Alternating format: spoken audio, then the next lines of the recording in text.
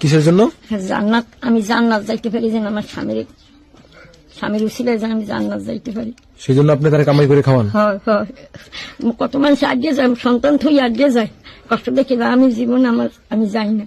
আমার ছোটকালে হচ্ছে, আমার ছোটকালে আমার মা বাবা বিয়ে দিয়েছে, সেই ছোটকাল হচ্ছে আমি এখন পর্যন্ত আসি, আমার স্বামীর আমি কামাই করে খাওয়াই।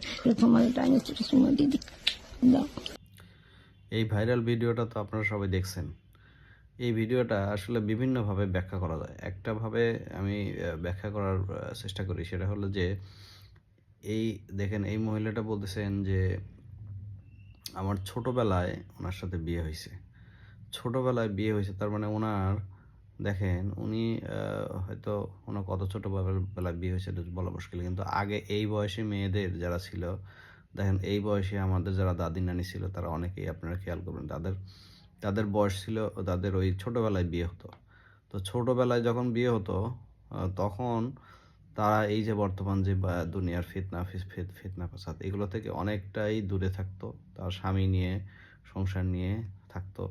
দেখবেন যে আগের যারা আমাদের দাদা দাদি যারা আছে বা নানা নানি যারা আছে, তাদের মধ্যে একটা অন্যরকম মহব্বত ছিল, যে মহব্বতগুলো এখন বর্তমান সংসারে পাওয়া যায় না, খুব কম পাওয়া যায়। আছে আলহামদুলিল্লাহ, কিন্তু ওই রকম মহব্বত পাওয়া যায় না। তো আমি সবাইকে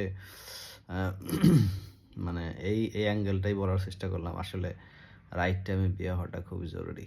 রাইট টাইমে বিয়ে হলে সংসারের এরকম একটা মমতা, এরকম একটা ভালোবাসা পাওয়া সম্ভব।